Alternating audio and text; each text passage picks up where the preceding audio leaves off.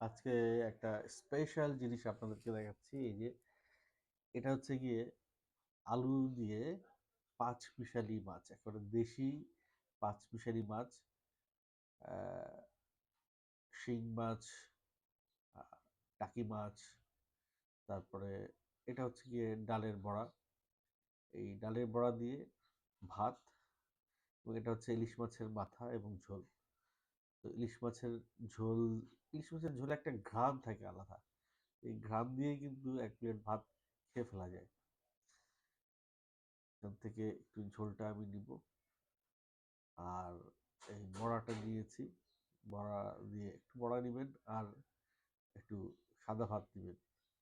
আহ, এর তুলনাই হয় না আসলে, অসাধারণ। আর এই যে পাঁচমিশালি মাছ, এটা বোধ হয় বাইন মাছ, ছোট বাইন, এবং দেখেন কি সফট।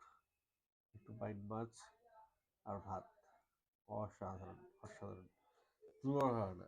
দেশি মাছের সাথে কোনো মাছের তুলনাই হয় না।